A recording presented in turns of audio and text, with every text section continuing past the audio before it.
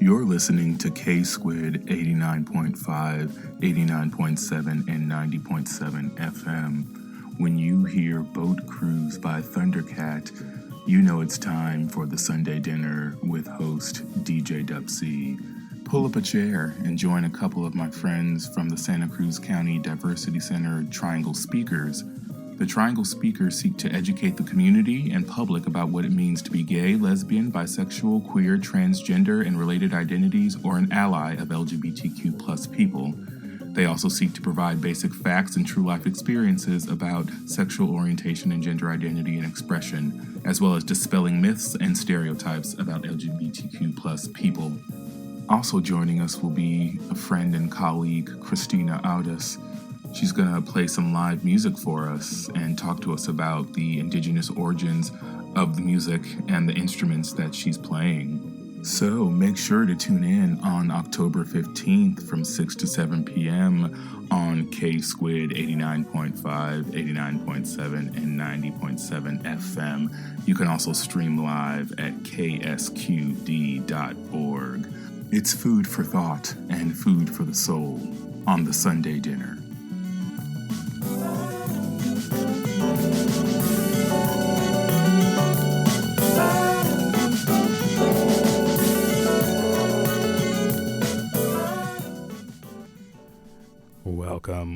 Welcome one and all to the next installment of the Sunday Dinner. It's your host, DJ Dubsy, and I'm so glad to be back with you once again for another Sunday evening.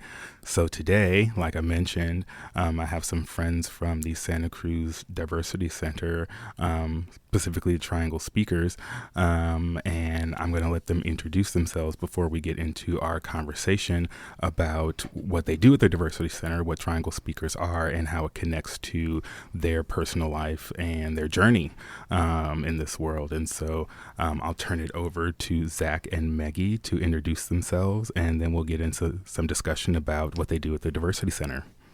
Thank you, Mark. I'm excited and grateful to be here today. I love spooky season that's upon us. Yes. And I feel like there's magic in the air, and it's a great time to really connect with community. And I'm the manager of programs and impact at the Diversity Center. I joined the team in February. So the past 8 months have been an adventure of rebuilding and experimenting with well-being programming.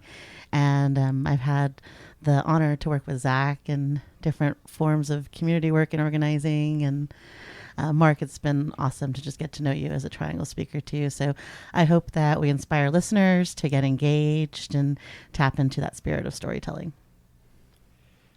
Oh my gosh, I'm really feeling the spooky season in every capacity with it, and I'm so honored to be able to be part of it. Mark, thank you so much for having us on here. I am pretty new to the Diversity Center. I started as a program facilitator a few months ago, and during that time I've really gotten to connect both of my work as a graduate student at the University of Santa Cruz, where I am pursuing my PhD in developmental psychology, working with queer youth, and I'm really applying that to programs and structures that matter, and I can view and be able to support our local community through that research. So I'm really excited to be up here and talking about it. Awesome. And speaking of that spooky season and just magic in the air, did y'all know that was either today or yesterday? It was an eclipse, y'all. Yes. There was an eclipse. Yeah. And I think it was a solar one. And I think like with solar eclipses, it's about like radical energy and radical transformation in terms of like the magical energy in the air that's supposed to come around with a solar eclipse.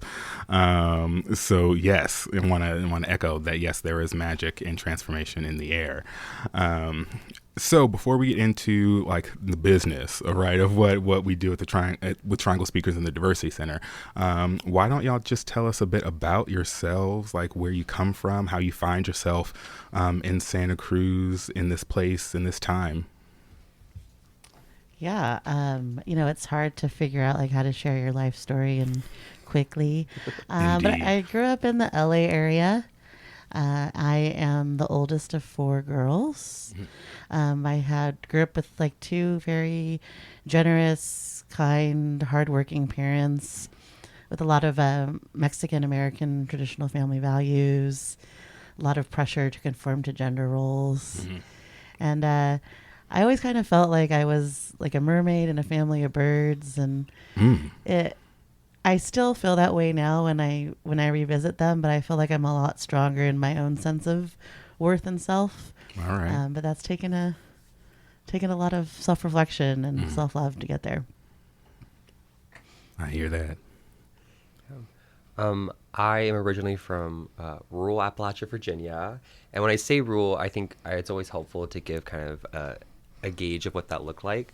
The town that I spent a predominant part of my development in, even though I moved around a lot, consisted of a population of about 270 people. So I had one school. That was the only school in my county. And I always make this saying that I grew up more near a coal mine than I did a gas station. And so I think it's not very hard to believe that I had a difficult time being able to learn, like, what does queerness mean? How do these identities intersect? Even like getting access to that information, that knowing there are other queer people out there. And so in 8th grade, I got the magical worlds of social media, and then slowly started being able to see that there was community here and what these labels look like. And I think that set me on a course of really wanting to explore how we construct ourselves, how we explore our identities, the various facets in which we do it. Like, for example, having no technology, feeling very isolated, to suddenly having an abundance of knowledge that existed, and like, how do I shift through that?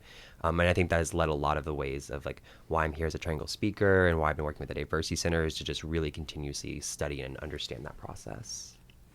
Awesome. Now, I'm gonna, maybe go in like opposite direction. Instead of going from broad to specific, maybe we'll go from specific to broad, and thinking about the Triangle Speakers history, right, or the panel, or what it is, right, and what we do, because given that depending on whether you grew up in a major metropolitan area, right, or a rural area, it's interesting how there can still be that kind of lack of either resources or connection to people who look like me, experience the world like me. And so Triangle Speakers is all about getting folks together in like a panel storytelling kind of space, right? And so if you wouldn't mind kind of speaking to as much as of the history of Triangle Speakers, but also more so like what do you feel like the role is in the community, and why it's important? Yeah, I can speak a little bit to the history, because when I joined the team, part of my role is to kind of revive the program. With going through what we went through with COVID, it really atrophied a lot of things that were happening, and it's been about re-engaging with folks. So the Triangle Speakers Panel or Bureau has been in existence for over 32 years in Santa Cruz County. And it came out of responses from like educators and therapists who were wanting to really address some of the bullying that was happening in the schools in this area, and just the lack of access to affirming images and stories about queer people. And so there was a group that came together, and they formed the Speakers Bureau panel, and they developed a training that they had folks go through. And these panels are traditionally done in schools. And they're also provided to other organizations who are just wanting to, I think it goes really well when your organization is talking about DEI and talking about gender diversity, to also have a panel come in, because it really starts to humanize and personalize the queer identity. Each speaker has 3 to 5 minutes to tell a personal story when they're on the panel, and then the audience gets to ask questions. All right. And so I think it's one of those things. It's like the magic of community. You get what you really get out of it, what you put into it. And the few panels that I've done have been very affirming. It's really just, you can tell that the youth who are there listening, they want to know, like they find the stories to be meaningful. We love reading the evaluations and just the things that they take from our stories. I think it's pretty special. Yeah. Zach, have you been on some panels? And if so, can you tell us how that experience has been for you? Yeah, absolutely. I actually very recently got the opportunity to be on two different panels, one for middle school and one for high school. And I think for the meaningfulness, there's so many kind of elements that I hold at the same time during that. I found it very meaningful for myself. I think it is very healing and a very powerful way of connecting with community, to be able to share like my story, my authentic self to these, and then to have, I think, youth really receiving it from all identities and experiences, both the allied and queer youth. And so just even the questions that they were asking were really meaningful. And some of them were playful, like I have a dog with a pink tail, and some of them were living for the dog with the pink tail. And other ones were about me being non-binary and how do I decide what restroom to go to. And so it was, I think it's really beautiful. And it also helps us get a gauge of like, what are you thinking about? What are the challenges or the experiences that you're trying to shift through? I think a beautiful part of the Triangle Speaker is that we tend to try to make sure that the panel represents a diverse array of identities. So there's different experiences and different identity intersections that can speak to those. So the hope is that everybody in that room sees somebody or has something that they can connect with through our stories. Yeah. That's awesome. And let me not be coy, audience. I am a triangle speaker myself, so I kind of know, what the deal is, but this is so you all, right, can hear this story, right? But do want to be transparent. I am a triangle speaker. I have been on the panels and they're great. I can attest too, right, that it is a very educational, playful sometimes, but folks are still learning, right, space. And something you brought up, Meggie, I'm just going to kind of riff off, is at the origin of the Triangle Speakers, you talked about the need from the community, right, identified by, I think you said parents and therapists or educators and therapists, right, that there was this need to address the climate for queer and trans youth, and probably families, right, in the community. And so it's interesting now, right, that there's so much legislation out in the world that's trying to curb the presence of queer and trans people in the community publicly, that's trying to curb the teaching of queer and trans history, right, that's trying to curb just conversation around it, right, like don't say gay. And so in this time, right, like what do you, given that, like, again, 30 something years ago, the impetus was, to curb this dynamic of bullying and violence and dehumanization. Now it's kind of this resurgence of like, what's a result of taking these spaces and these conversations away will be that same thing that brought the Triangle Speakers into existence in the first place. And so what do you think, the impact of something like Triangle Speakers and the Diversity Center is in this time when so many spaces like this are being literally illegalized? Yeah, I think for me, it really becomes about getting curious about what your contribution is. Speaking of contributions, yeah. Yes, they can be monetary contributions. They can just be showing up. They can be living your true self. Those are contributions. And I think with where we are now with the program is really just trying to inspire like the next generation of younger speakers, because the lived experience of a queer person now is much different than 20 years ago. And we want to make space to hear the stories of our elders. And I also want to teach people how do you share an impactful story in 3 to 5 minutes? How do you, really go deep and be honest? You can also just share like really basic information about yourself. And sometimes youth just need to know that queer people can be happy. We can have jobs. We can have families. We have pets.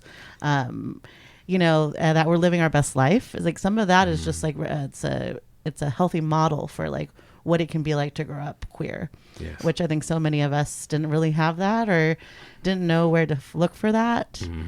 So that's where I kind of think the next evolution is just inspiring younger folks. Because I've got seasoned speakers that are great, but I need more non-binary folks. I need more trans BIPOC folks.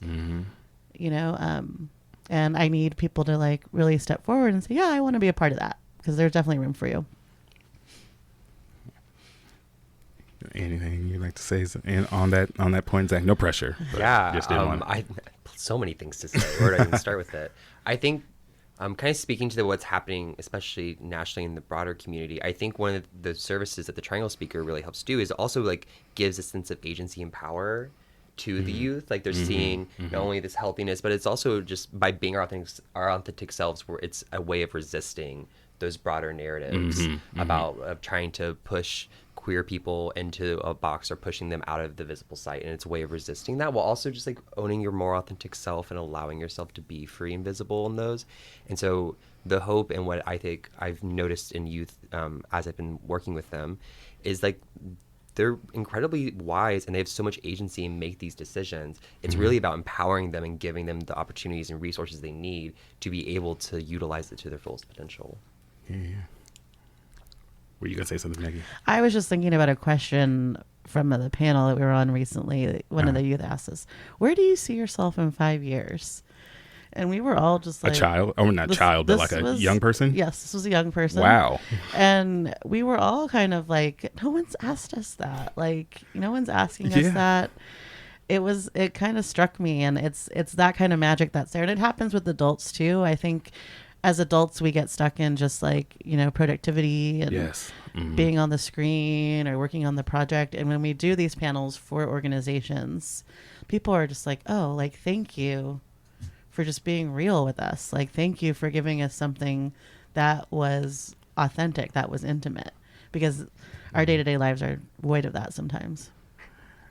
Yeah. And I think it also allows everyone to slow down. Is something that I've enjoyed about the Triangle Speakers space, right? Whenever I do a panel, is that even though the 3 to 5 minute stories, it's can seem pretty quick, right? To try and tell your life story, quote unquote, in 3 to 5 minutes, but it's ultimately, right, the space it helps people to slow down. And slow down in the sense of like when we do get to that Q&A part, right? It's like, okay, there's 4 to 5 actual human beings sitting in front of me, right? This isn't social media. This isn't a video game chat. This is real life, real people right in front of me. And so like there's a different, dynamic that comes up when people actually have to slow down and think about what they're going to do or say in that moment, rather than just popping off and parroting things they hear online and social media. And so that's one thing I've appreciated. But in getting up to the end of our first course here, oh my goodness, definitely want to give y'all a chance to talk up what y'all have going on at the Diversity Center, or ways that folks can get involved with the Diversity Center or the Triangle Speakers. So yeah, I just want to give y'all a couple minutes to just shamelessly plug any and everything you want folks to know about either Triangle Speakers Bureau and or the Diversity Center in our last couple minutes here. Yeah, so the Diversity Center has a variety of programs that are happening. Some ways that you can get involved: we have a newsletter that goes out each month. In that newsletter, there is plenty of information around what kind of programs we have, what different events will be going on for that month. And we offer services for all ages of experiences, serving to our youngest all the way up into our 60+ community. And so you can also follow us on Instagram. Instagram is a great way to be able to stay in contact and keep up with it. One of the programs I facilitate is the Gender Ventures. So this is for our gender diverse support group for ages 11 to 18. Our next one's going to be going shopping and finding gender affirming clothes. Nice. Yeah, and then to go back to the Triangle Speakers piece and component, I will be hosting a 4-hour Triangle Speakers training, and that will take place on Tuesday, November 28th from 2 to 6. And that's where folks can, again, receive some introduction training to storytelling, get connected to the Diversity Center and the Triangle Speakers program, and learn how to kind of move forward in that volunteer role and capacity. One of the things we're really focused on right now is like creating and inspiring a culture of well-being, and really getting curious about what does well-being look like for me, and how do we inspire our community members to share those gifts. Right. So I facilitate a queer new and full moon ritual. I'm a ritual designer and altar builder. Right. And so my spiritual connection to the natural world is very important to me. So that's one of the things that I do at the center. And we've got a ton of support groups. All right. We've got a name and marker change workshop going on. So if you're looking on how to learn how to legally change your name, Wow. There's Maddox is facilitating a workshop on name and marker changing. So as Zach was mentioning, go on our website, diversitycenter.org, and there's a community calendar that lists upcoming events. There's a sign up for our e-newsletter. That's kind of a great way to kind of get connected to what's happening at the center. We're also hiring. All right. So I want to make a quick plug for that. Yes. Yeah. Listen up if you're looking for some work. Yes. We're looking for a community and volunteer engagement specialist. And so this person, their role at the center is really key because it involves inspiring and connecting with our volunteers. It also has a component of training in it. So being able to facilitate trainings, schedule trainings, and handle training requests. And then there's an event management element in there because we host a 60+ luncheon. We host queer prom. We host a camp out. So really looking for that, that queer identifying person that wants to just join a team of folks that are really committed to caring and showing up for our community. And again, that position is on our website. And folks can kind of get connected. And if you have questions, please reach out because I really, I believe that right person's going to come on the team and we'll move one step closer to being a stronger team. Alrighty, y'all. Thank you to my friends from the Triangle Speakers and the Diversity Center. As you know, we have our pledge drive going on, so we are going to get back into that. If you're just tuning in, you're listening on 89.5, 89.7, and 90.7 FM, K-Squid, KSQD. Let's get back into that fun drive so we can keep this great program going. Thanks, DJ Dubsy. Our slogan is many voices, one station. So this one station with 3 frequencies now does indeed have many voices, and it's great to have your voice added to the mix the last few months. You're relatively new, a few months ago, and yes. When we lost the program Reflections on Buddhism, I thought, okay, how are we going to diversify now? What's going to be part of the Sunday mix? And I'm so glad that Tackling the Taboo Sunday Dinner is now showing up every third Sunday with you. Yeah. And I love your voice. So thank you. Thank you very much. My staff up on campus were just telling me that. They were like, you've got this voice. For radio. And, we're a radio community that goes throughout the world at ksqd.org. And we also, have a local community here on our frequencies on the Central Coast that is vital to supporting the programming. Wherever you are listening, you're part of the listening community, and we need you to be part of the supporting community as well. I've got Ronnie Lipschitz with me here. He's another volunteer and someone else retired from the university, a political science professor, producer of our show Sustainability Now, volunteer, and a supporter of K-Squid. Hi, Ronnie. Hey, Howard. Welcome back. Yes, what have you got to tell our listeners about their role in community radio? Well, we've watched as aspects of our democracy and independent media have come under attack, and that can make you feel helpless and anxious.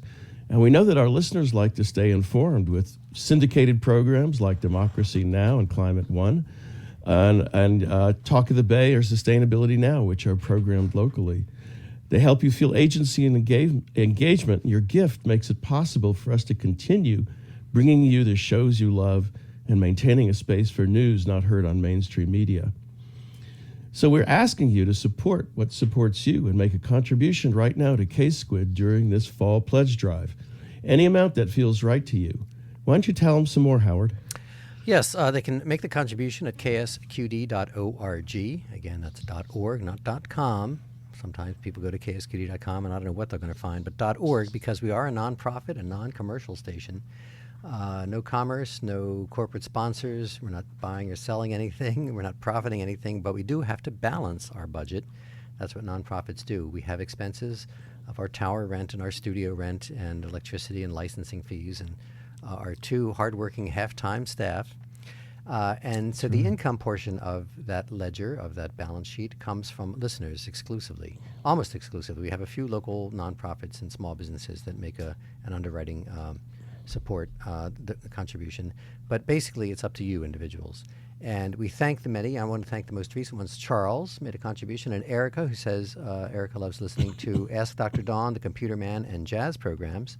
So those are all locally produced programs. Ask Dr. Dawn is a medical advice show. Computer Man, same thing. You get information on all kinds of technological things from Luigi, the computer man, and Erica's a new donor, so we welcome Erica to the fold. She understands now what it means to support community radio. She understands that community radio is important in her life and that her contribution makes it all possible. Now, we have a $35,000 goal this pledge drive. We are approaching just about a $20,000. You can get us over that $20,000 mark. We need to step up the pace and get more contributions. Yours matters. Each individual contribution does matter. Don't think it doesn't. No one's going to give us $35,000 all at once.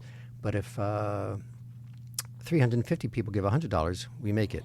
So, yes. Yeah, DJ Dubsy is saying amen, right? Yes, ashe, ashe. Everybody give their little piece, and before you know it, it's all built up. Yeah, that's what community is. That's what we're Yes. doing with community radio and what you're doing with the Triangle speakers and with this program. Ronnie, one more pitch, and then we're going to go back to Mark. We're getting our second guest One more pitch. sitting here and getting ready to You play, know- bring us some music, which is another big feature of K-Squid. So this is the next to last day of our fall pledge drive, and it sounds, Howard, like we've got a ways to go. So do, yeah. if you're listening, this is the time to get on the phone or to get on the computer and donate. And if you give $100 or more, you can get a white, tan, or red T-shirt with a faux Japanese squid design on it. It's a really nifty T-shirt. Yeah, real attention getter, conversation starter. Or you can choose one of our Yeah. more traditional black or white shirts with our K-Squid logo, or our hat. I'm always wearing the hat because I don't want to get my bald head burnt. Yeah. And it's a way for people to recognize me in the community and for me to share the beauty of the squid. So do your part, ksqd.org, or give us a call, 831-900-5773. We're going to go back to Mark and his next guest on Sunday Dinner, Tackling the Taboo. Mark?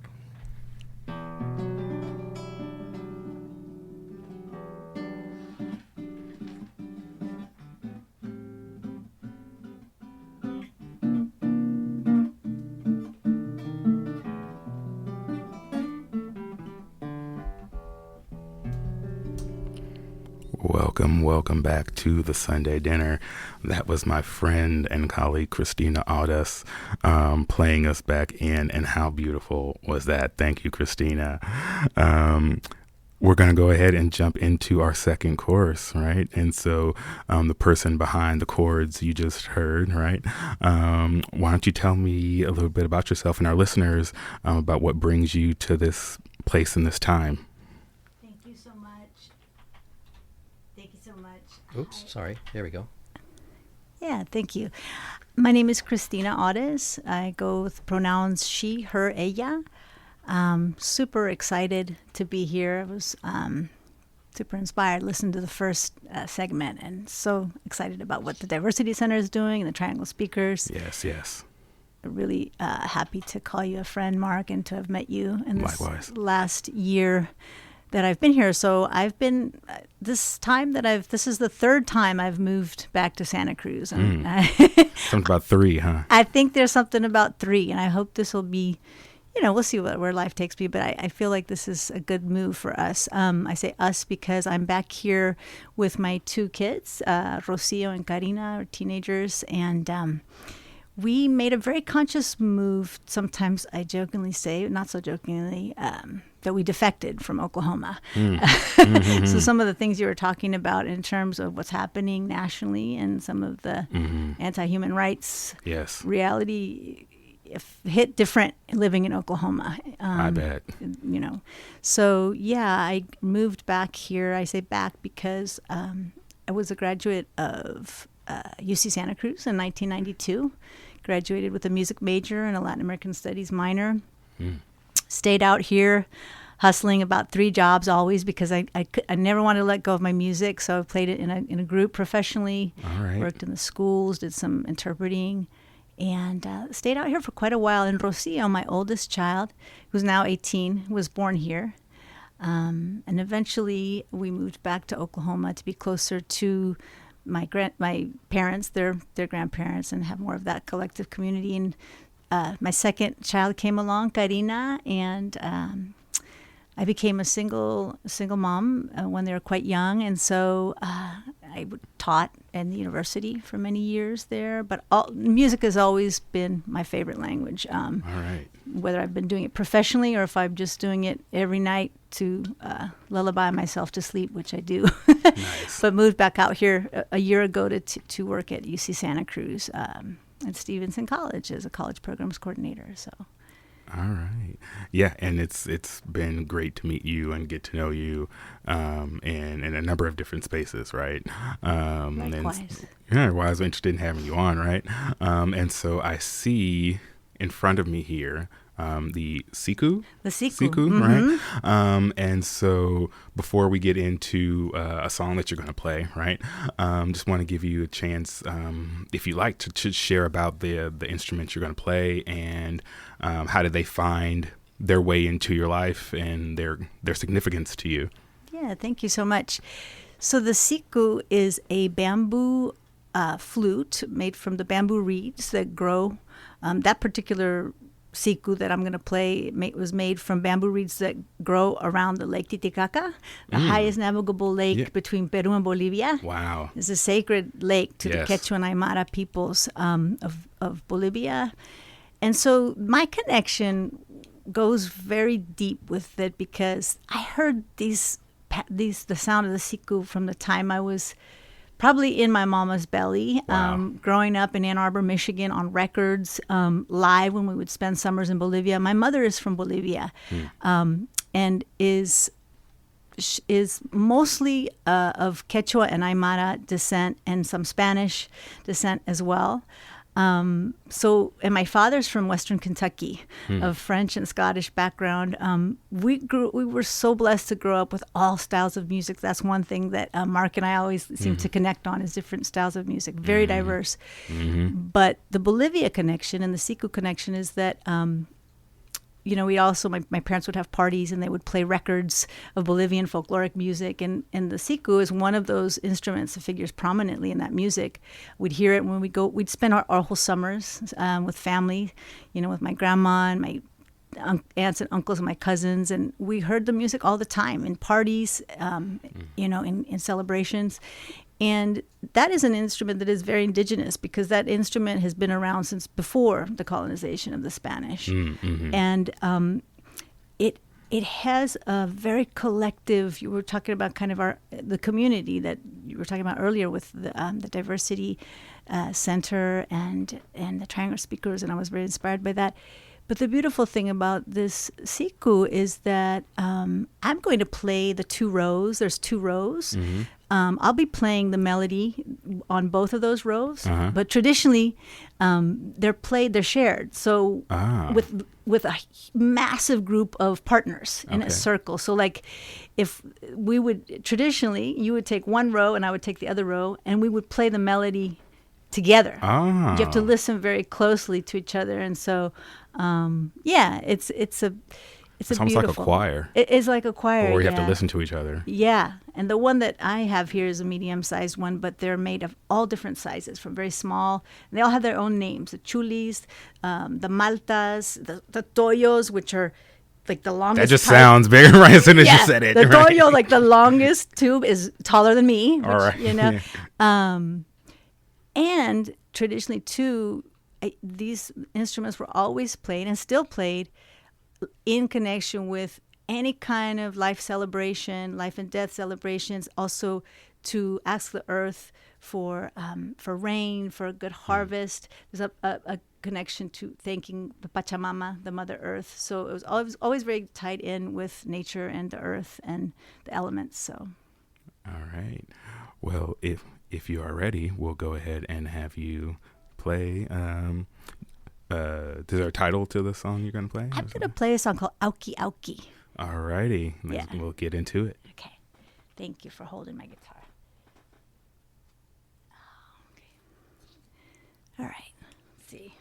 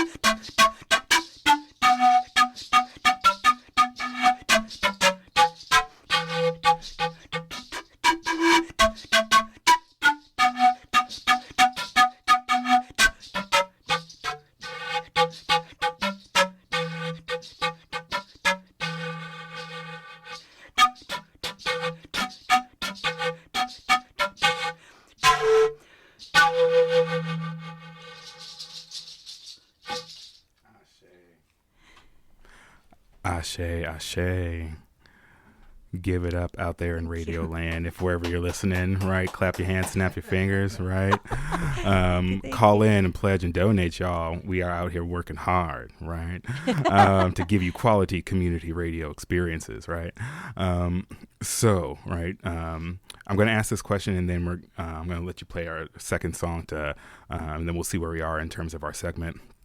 But you and we recently read this book, right, called Rest is Resistance by Tricia Hersey. And actually in the show a couple months ago, I read some excerpts from that book.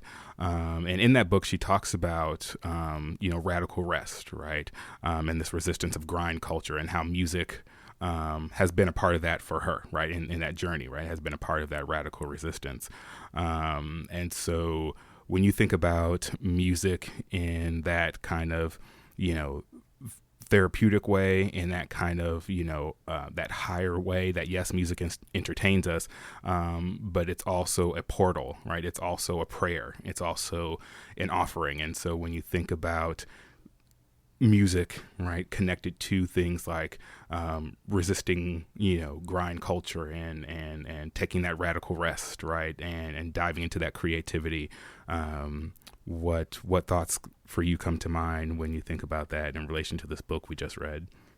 Yeah, no, beautifully put. Thank you. I always say, and I always believe, music is medicine. Música es medicina. And I believe that and feel that in my bones. It's the thing that has saved me so many times throughout my life. Music brings people together. Whether you're doing it, making music, listening to music, dancing to music, it has this way of uniting us. It also, in your solitude, when you're playing music, when I'm playing music, I feel like it unites me with that ancestral portal that you talk about. I think, who was it that was saying, I was listening to a podcast the other day, and I think it was Carlos Santana, and he was saying, yeah, man, notes are like people. You have to visit them. Wow. I know. And I leave it to Santana leave it to Carlos, to say something like that. Yeah, you can hear that in his playing. You know what I mean? But that resonated with me. And he always was saying, I try and think of that every note that I play is a way that I'm tapping into the infinite.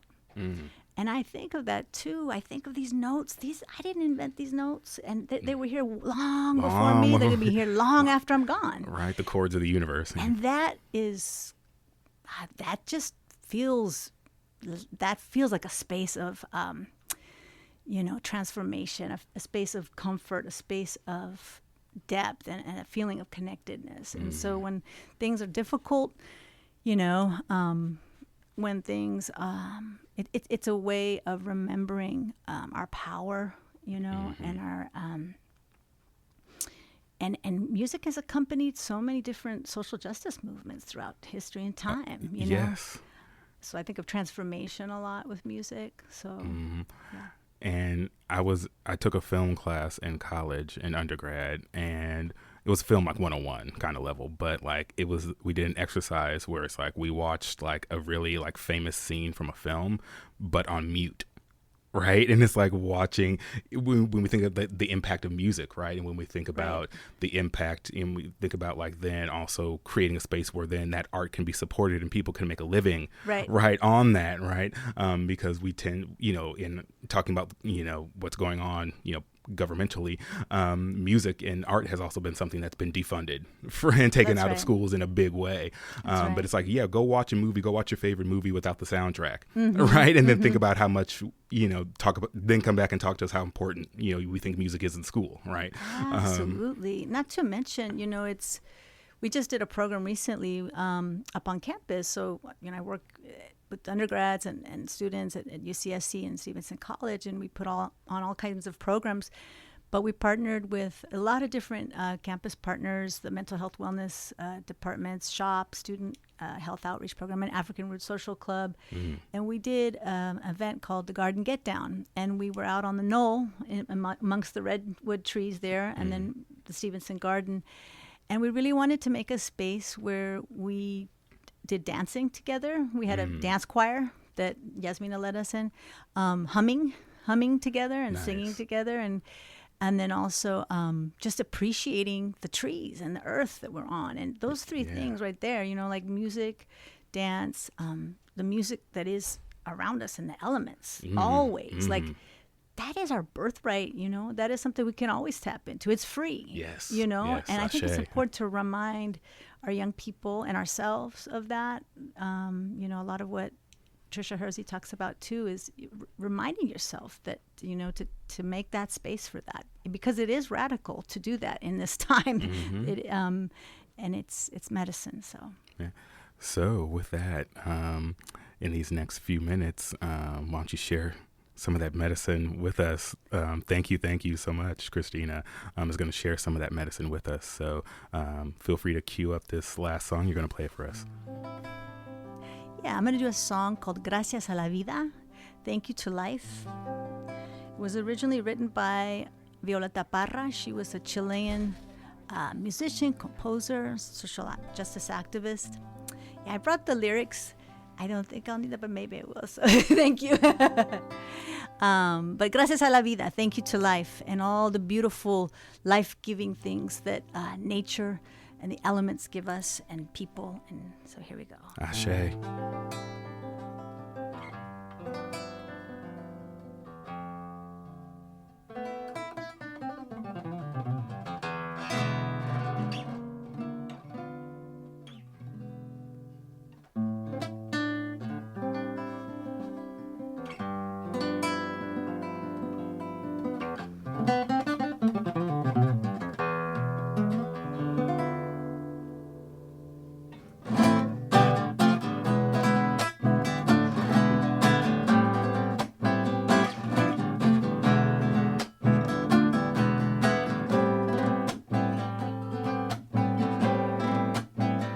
Gracias a la vida que me ha dado tanto, me dio dos luceros que cuando los abro perfecto distingo lo negro del blanco en el alto cielo, su fondo estrellado y en las multitudes el hombre que yo amo. Gracias a la vida que me ha dado tanto, me ha dado el sonido del abecedario, con él las palabras que pienso y declaro, madre, amigo, hermano y luz alumbrando la ruta del alma del que estoy amando. ¡Vueltita!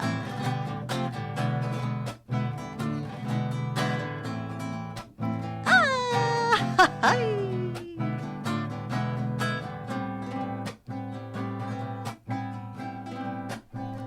Gracias a la vida que me ha dado tanto, me dio el corazón que agita su marco cuando miro el fruto del cerebro humano, cuando miro al bueno tan lejos del malo, cuando miro el fondo de tus ojos claros. Gracias a la vida que me ha dado tanto, me ha dado la marcha de mis pies cansados, con ellos anduve ciudades y charcos, playas y desiertos, montañas y llanos, y la casa tuya, tu calle y tu patio. ¡Una vueltita!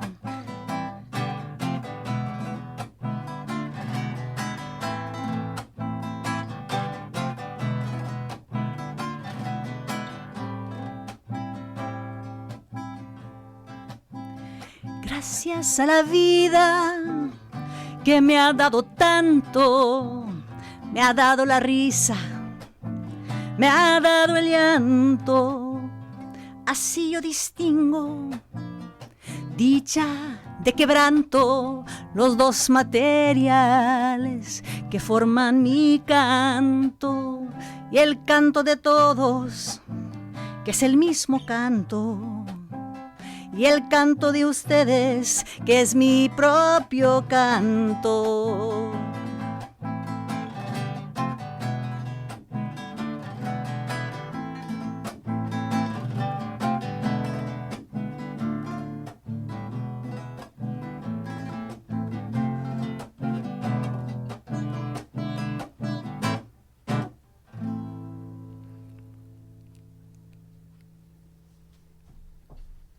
Ashe, ashe, ashe. Gracias. That Thank was you. good medicine, right? And if you've been enjoying this good medicine, right, then you have to give, right? You have to give to keep us live and on the air and keep the lights on, right? You want to hear more of that beautiful medicine, right? So please, right, make sure you're calling in and helping to keep our station going and helping to keep such great and wonderful programming alive. Yeah, if you're just tuning in, remember you're listening to The Sunday Dinner on 89.5, 89.7, and 90.7 FM, KSQD and KSQT Prunedale. You can also stream live on ksqd.org. And so again, if you want to keep on hearing this great, wonderful programming live like it is, you got to give, right, Howard? You got to give. That's right. Thank you, Mark. I'm going to call Mike Mannix over to microphone 5 to help me make the case here. And I'm Howard Feldstein, the program director, and I just am so happy. This is a live program. And Mark, thank you for bringing in these wonderful guests. Thank you for the beautiful music. Thank you. Yes, and the quotes from Santana and everything in between. It's part of what we do here at Community Radio is bring great music, great inspiration, and great public affairs to you. It's good medicine. Yeah. Mike, what do you got to say? Well, you caught me a little off guard. I was actually just making my donation right now because right. I've just been putting it off all week. Right. And Ashe. I'd like to encourage people that have been putting it off all week. I'll get to it. I'll have time tonight. I'll have time tomorrow morning. Right now is the time. Get yourself over to ksqd.org or give us a call at 831-900-5773 and make that donation right now. And what we would really love is what I just did is set up a monthly donation, right. a subscription of sorts. All right. If you come in at the $10 a month level, that would be absolutely great. Even better would be 20. Even better would be 40. But I'll leave that up to you. Right. 831-900-5773 or ksqd.org. Thank you, Mike, for the contribution and for those words of inspiration there. $30 a month is $1 a day, and that's what can you get for $1 a day? Not even coffee. All right, a few ounces of coffee, maybe half a cup of tea, Or maybe a laugh in the face. Maybe a laugh in the face. We can get that. Section 1 of the newspaper, maybe. Yeah. So, or that 33 cents a day is that $10 a month, and that would qualify you for a T-shirt or a hat if you'd like to spread the word about K-Squid. Most importantly is just if you haven't contributed recently, if you haven't contributed this drive, now's the time. If you did it a year ago, 2 years ago, some other time in the past, well, we have an ongoing expense going on here with the everyday electricity and PG&E and tower rents and et cetera, and we need that everyday income as well. So regular members, regular subscribers, consistent income is great. One-time lump sum of 100 or more gets you those thank you gifts. Whatever you can afford, it's on the honor system, and we urge you to just complete the circle, do your fair share of putting your money where your ears are, right? When I think about that Joni Mitchell special the other day, and then I come in and see this beautiful music being performed, I almost feel like my $10 a month isn't enough, because this is just programming you are not going to get anywhere else. And it's why we're here. We are community radio for the Monterey Bay. That number, once again, 831-900-5773 or ksqd.org. We rely on word of mouth to spread the word about community radio. Tell your friends to tune in at ksqd.org, wherever they are in the world. You have friends probably scattered around. ksqd.org. When you travel, wear your shirt or your hat and turn people on to the squid. And here on the Central Coast, 89.5, 89.7, and 90.7 FM. We just added those two extra frequencies to really make sure you have the squid with you when you're driving from Santa Cruz to Monterey to Hollister to Salinas, down into King City, that you can carry the signal and not lose the signal, in the middle of that song you were just hearing, for example. I wish I could, can you grab the flutes again? Give us another minute of that? Yes, indeed. All right, we're going to have just a minute of that, and then I'll come back on mic and get ready for the next show, which is What to Be. Do we have any other thoughts from our previous speakers while she gets the flutes ready? Yeah. So we brought Zach back in here for our just desserts, right? So real quick, Zach, any final thoughts about either, the Diversity Center, Triangle Speakers, and or what you've heard today? Yeah, I think one, that was beautiful. Thank you so much for sharing your art and your music. I think I was listening in the back room and I was just taking a deep breath and just really sitting in it. And I think connecting it to the symbolism that music has and culture. I think I was thinking about a lot of the way that intersects with my work with the Diversity Center. I'm also a drag artist, so I think a lot about music, how music and how it really carries our cultural values, it carries our cultural connections and community. It carries a story. It carries a story, exactly. Yeah. So I think I was really sitting with that. So I'm just really grateful that I got an opportunity to hear you play today. Thank you so much. Thank you. Yeah. Storytelling, that's what we do here. Storytelling. And when you talk to, I also think it also helps us to survive and feel strong. Yeah. Especially in spaces sometimes we don't feel like we're being validated. Music is that thing, I think, that also helps us, right? And the art and music. So all of it, yeah. All right. Ashe. All right, another tune? Just a minute or so, a brief one, yeah.